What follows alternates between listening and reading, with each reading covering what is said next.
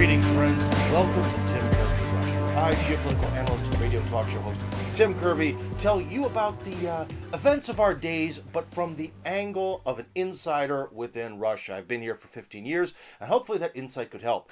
But today's big insight is going to come from our guest, Matthew Ehret, who is a lecturer, journalist, and the founder of the Canadian Patriot Review. He's going to tell us all about the big financial rigged game that's happening all around us. But for now, let me tell you about the Russian perspective of things from the standpoint of being a rigged game. Well, there's a lot of moments that have happened since the Russian Revolution that could lead many people in this country to think that they're sort of playing by a rigged game. In many ways, it's really the international organizations that have a lot of influence on the way the world is, or at least in the past have done so, are really based in the West. But we'll get to that pretty soon. The first element of a rigged game were the very first sanctions put on the young Soviet Union, which led to what the Ukrainians call the Holodomor. They want to always create this, the event of the starvations of sort of the early 1930s. They always try to want to turn this into some sort of genocide created by Moscow against them. Well, first off, the borders of that genocide were very broad, and it killed a lot of Russian people. And they forget to mention that it was the Western sanctions that really allowed the Soviet Union to export only grain. This is when the Soviet Union was very poor, deep in the revolutionary phase, desperate for money. What do the Western powers do? Make it so the only thing they can do is get rid of food. Of course, it didn't happen to help that the Soviets themselves did a bad job of converting their agricultural system from the previous system into their delightful collective farm system. The getting rid of the kulaks didn't exactly go smoothly. That didn't help. But the West sure put the icing on the starvation cake. So, moving on deeper in the Cold War, all Americans know that you can't buy Cuban cigars in America, right? There's an embargo. That embargo was designed to, break the revolution so that way they would return to the happy fold of capitalist countries. Didn't work so well. But one thing they did, maybe a lot of Americans don't know, is that they did pretty much the same thing against the Soviets. Too bad they didn't pick that for China. China sure did a good job of importing to our shelves, being communist. But the Soviet Union, and I believe Vietnam and some other communist or communist-leaning nations were all put into a big list of bad guys in what's called the Jackson-Vanik Amendment, which you should all look up. And that's really one of the major reasons why you didn't see many Soviet products in America, if any. Now, some would say, oh, well, all the Soviet products were garbage.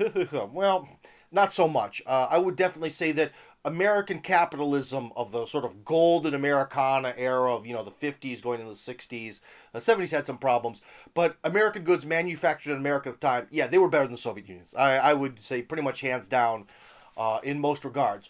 But don't we believe in free markets? Don't we believe in having the choice to choose to have different things? Maybe you want to try something built in the Soviet Union, especially because things in the Soviet Union tended to have that sort of like 1930s mentality longer, that when you make a washing machine, you make that washing machine so your grandchildren will use it.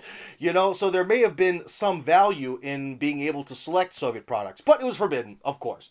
So in a lot of ways, not allowing the Soviets to even compete outside of their near borders with their communist allies was definitely a rigged economic game, which certainly didn't help the Soviet Union. Another thing that happened before that, the Bretton Woods system. The Bretton Woods system is a big rigged game, making us all use the dollar. Of course, Russia now is very famous for trying to push away from that. But Bretton Woods was definitely not to the advantage of the Soviet Union, and certainly not to early Russia. And that is an international system that really the United States got to put in place because the real true big victors of World War II were the Americans. Obviously, the Russians always say, no, we were the ones who won the war. Yeah, Russian blood won the war, but the American economy did so good after the war and thanks to the war. So, yeah, and also thanks to the Bretton Woods system. Another would be, although since the Soviet Union was on the winning side, the Soviet Union is one, and then now Russia has that seat on the UN Security Council. It's one of the big dogs with the veto, which is very nice. But don't forget where the UN was organized, where the offices are. And although it may be a United Nations, it's a sort of United Nations around Washington. And so are many international organizations like the International Olympic Committee, FIFA with their soccer and all that. Many things, be they something stupid like sports or something very important like the United Nations, More often than not, they revolve around the West. They revolve around Western standards. But so, anyways, as you see on sort of a grander scale, maybe it's Russia's fault that Russia, especially due to the revolution, missed out on a lot of opportunities to create its own massive sports leagues, to do a lot of things first, which America took advantage of after World War II. Russia was rebuilding under communism. America was exploding forward under capitalism. So maybe to an extent, why the game is rigged against Russia is it's always been a little bit behind the game. But maybe now that's changing. Because if you look at organizations like BRICS, which is one of the first sort of counter moves to creating a major international organization not revolving around somewhere, around Washington, D.C., that was a big deal. And BRICS definitely came under attack very quickly, especially on the Brazilian front, if you know what I'm talking about. But yeah, so we have BRICS, and maybe even more importantly, is the Shanghai Cooperation Organization, which is really united in a somewhat military, somewhat economic, somewhat maybe ideological, somewhat alliance of convenience. The entire Eurasian landmass. I think it's something like the populations add up to 3.5 billion people, and it's an absolute economic military titan. And that also helps beating the rigged game of having NATO basically go all over the world doing whatever it wants, which is whatever Washington wants. So as you see, a lot of these rigged games of the Cold War and the sort of triumphant period after the Cold War are starting to be eroded away from, but still Russia's in many ways has to play by a different standard than the West does, and that's always very frustrating to Russia. Now, one thing that may actually sort of take your frustration levels even higher is not our guest, he's awesome, but he's information about how the international financial system rigs the game not just against Russia, but against all of us, be we nations or individuals. So, yeah, prepare to get a little bit fired up here. So, anyways, let's get to meet Matthew Ehret, who is a lecturer, journalist, and the founder of the Canadian Patriot Review.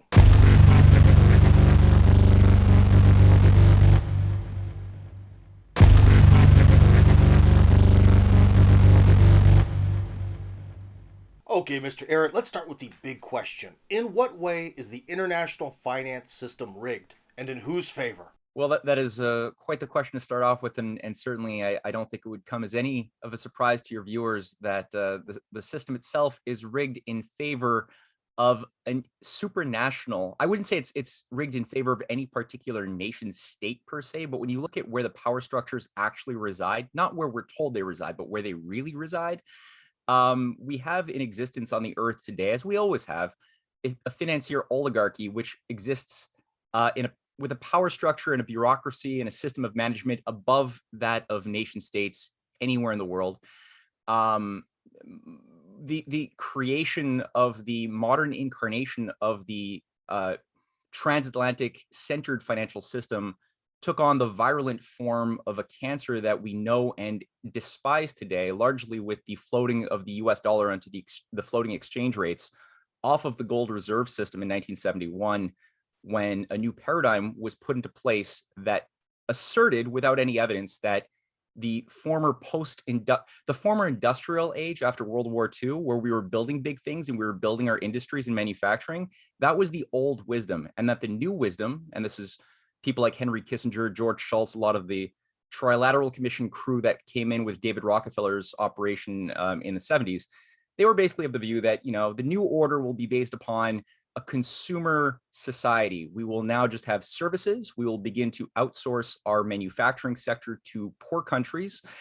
We will load these poor countries with ever greater rates of unserviceable debts on the one hand, while we do the same to the first world countries, who will become more and more decadent by just consuming Walmart, things from dollar stores and Walmarts instead of producing for themselves. And deregulation of the banking system will govern where money is accumulated from via speculation on the one hand, which really took off in the early 80s, but it began in the 70s. The merger of, too big to fails to the creation of universal banking institutions that made speculation more and more of a driving force of the economy. So people lost a sense of where real economic value should have come from, which former generations understood. which is the productive base of the economy. Infrastructure was also atrophied as we stopped investing in the longer term cycles. And so who benefited in all of that? Was it the United States? Not really. They were hollowed out and turned into a basket case, debt-based speculative bubble behemoth. No poor country benefited by and large. So who did? It was an international coterie of financiers and middlemen who largely we see operating in high echelons within the Davos crowd in the World Economic Forum, if you want to get a sense of some of the characters, at least as far as upper level managers are concerned. So yeah, it is tilted. It's a rigged game, but it's not tilted in any particular nation's favor. Okay, so what you're saying is that some sort of dark figures have really rigged reality in their favor against almost all of us. That's a pretty big claim. Could you please go back in time a little bit and tell us the history behind your reasoning? How do we get from point A to the awful point B where we're at right now? Well, I think that if you can't really answer the question if you don't look at intention, which some people say you're not allowed to do because that leads you into conspiracies, which is not responsible scientific method. You know, we don't all intelligent people know that there's no such thing as conspiracies, so don't bother going past that electric fence. However, I think that when you look at history from a conspiratorial angle, which is the approach I take, and I think most of the responsible researchers that I respect tend to also acknowledge that intentions, goals, and ideas that are either right or wrong shape the waves of history. Much of the Cold War really, honestly, shouldn't have happened. It did happen, but when you look at the type of momentum that Stalin, Roosevelt, leaders in China were all creating at the end of World War II, when finally the Wall Street, London-funded fascist machine was being put down, there was a vision of a post-war age of win-win cooperation that Roosevelt had negotiated with leaders from all over the world who were about to put into effect big projects, what some had called the internationalization of the New Deal, to help nations stand on their own 2 feet, liberate former colonialized nations. The Pan-African movement was driven by this, people like Kwame Nkrumah of Ghana. And it was only with Roosevelt's early death and the ouster of a lot of his allies, like Henry Wallace and Dexter White, who were all labeled red commies, and they were crushed, that you had the creation of an Anglo-American alliance. You had the creation of, the Cold War under Churchill's Iron Curtain speech, and a new dynamic was put into place that was really bipolar and insane. But the whole thing was always it was never really based upon capitalism versus communism. That was largely a narrative that polarized people around a false dichotomy and had them essentially live in a world of mutually assured terror and destruction, which is where we saw in many ways the recapture during this period of nations that had fought for liberty in the past, like the United States, like many in Europe. And in the Western case, a big part of that recolonization of the United States happened through the mass deregulation of their banking system. Even if it was the Cold War, that's what happened, and it basically set into motion a process of privatization. Anything goes myopic social Darwinism that just maximized shareholder value, which we saw concentrated in the form of what happened to Russia in the 1990s under Gorbachev and Yeltsin with perestroika. So Russia just got a heavy dose of that in the early throughout the 1990s, which they're still recovering from. But it was something that had already been given as a poison to the West for a longer period of time. But it was always designed to bring the world to the exact same type of place, which was ultimately the failure and breakdown of nation states and the creation of a new type of elite that would then manage a fourth industrial revolution, or Alvin Toffler had called this the third wave. It had different names. I tend to call it technocratic feudalism. Orwell called it oligarchical collectivism. Same thing. You've mentioned in your work that we're all heading towards a $1.5 quadrillion derivatives crash. Could you please tell us about these derivatives? What are they, and why do they have so much value? Well, the economy collapsed in 1987 in October. The stock markets collapsed by 25%. It was by all intents and purposes, the cusp of a new complete breakdown, a new Great Depression. It was already overvalued in terms of financial speculative assets by a fair number of magnitudes. Greenspan at the time was the new governor of the Federal Reserve, the Oracle, and his approach wasn't to actually deal with any of the systemic causes of the breakdown. His approach was to instead normalize and accelerate the practice of derivatives trading, which had formerly been generally seen as a dirty, quasi-illegal thing that many people like Michael Milken, the bond speculator and junk bond trader, had gone to prison for earlier. Essentially, what is a derivative? So a derivative has a variety of species and forms, to these creative financial instruments, but essentially it's taking debts, junk bonds increasingly, so debts that won't be paid, finding different ways of bundling them together and securitizing them as an asset in banks, putting insurance on them, and then speculating on the price of what the values of them will be on spot and futures markets. So increasingly, you could essentially do this for anything. There's weather derivatives, hundreds of billions of dollars of things called weather derivatives, just to give a sense, have been created premised on the idea that, let's say Pepsi shipments to Brazil next month will be affected by the weather. If it's cold, people won't buy Pepsi so much. If there's a hotter season than usual, they'll buy more Pepsi, and you could buy a weather derivative based on what you think the weather is going to be, and then speculate on those, creating what seems to be enormous amounts of financial value on the books, which actually has no real bearing in reality per se, because it's tied to insurance, whether the insurance is going to be higher or lower. Originally, when Greenspan normalized them, they were about $3 trillion by 1992, which is already far too much. But this had grown in leaps and bounds throughout the 90s to when Clinton took down Glass-Steagall, the separation of investment from commercial banking in 1999 as one of his last unfortunate, terrible acts in office. They amounted to 78 or so trillion dollars. Very, very large growth. I mean, that's at that point outpacing the global GDP. By the time that the first wave of the blowout happened in 2008, they amounted to about $740 trillion approximately. Today, it's very difficult. Even professional economists have a difficult time mapping out exactly the number of how much of these derivatives exist in the system today. The estimates fluctuate widely between 1.5 quadrillion to under a quadrillion, but it's hard to say because they're so opaque and hard to define. One thing is for sure, this is far more than the global GDP. The amount of debts, whether it's in commercial real estate, whether it's in still subprime mortgages, which are still a thing that was never properly resolved, whether it's student debts, there's so many forms of debts, national debts that have been securitized. And there's so many points where you could easily see very quickly a default that happens in one sector, which would then spread and cause a mass deleveraging where all of the leverage, the derivative leverage and speculative leverage upon the debt bundles will disappear up in smoke. When people thought that it was just that debt disappearing, no, it's not just the $24 trillion of COVID-related debts incurred by nations over the past 1 year.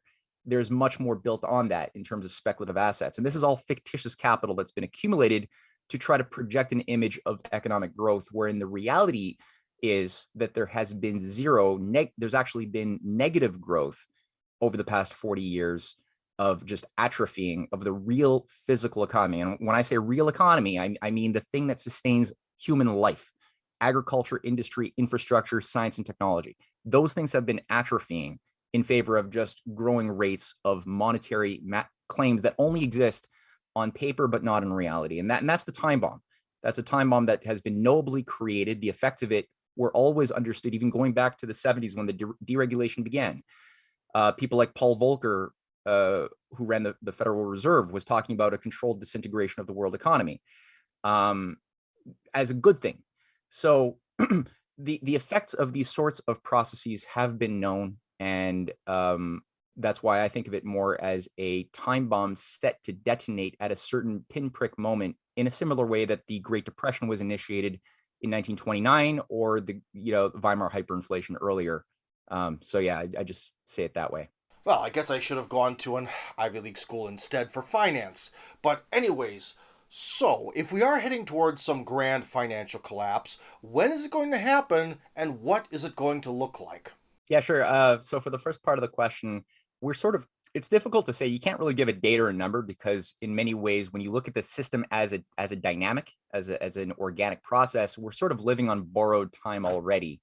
There is the element of human free will and perception, which is not really tied to objective reality always, which is a factor in this. It's not the only factor. In fact, reality does exist, and it's sort of, I think, to myself, sort of like the the view of somebody who might have jumped out of a tall building, and for a while they might perceive and believe that they are flying, but the reality is quickly racing up to them on the concrete splatter below. So we have some indeterminism as well. The future itself, like there is when the system does collapse, because it can't really do much but collapse. There's a fight over what the reset new system is going to be. So that sense, it's underdetermined. We don't know the date. It could be triggered either the way the Great Depression was triggered, by a willful calling in of broker call loans, which would result in a mass wave of bank panic and defaults, which would then deleverage the system in the same way that it happened in 1929, with the shock, the emotional, psychological shock onto the people that would render them more malleable and accepting of fascism as an economic solution. So there's that aspect. But the question is, will it be? And we could talk about this later. I won't go into detail. But will the new system be premised around the unipolar rules-based order? Sometimes it had formerly been called the New World Order, of what you see coming out of the likes of Klaus Schwab's mouth and others. Or will it be a multipolar type of system founded upon nation states cooperating on building big projects for the future? So there's just that question too. I don't really know the date, and I don't think anybody can really know the date that the system itself that the tsunami will hit. I do know that the shockwaves there's precursors. I think that in many ways it did happen. It blew out already in 2008.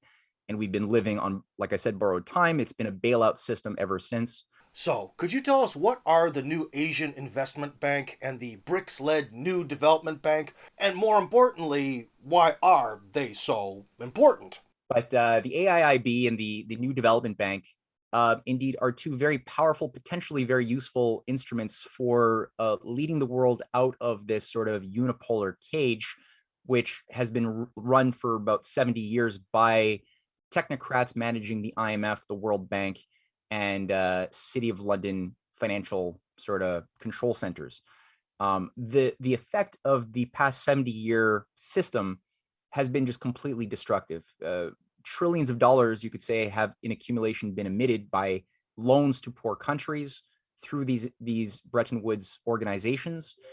But despite that, what we have seen is a destruction of the recipient nations, those lucky enough to receive those loans, have had their ability to stand on their own 2 feet.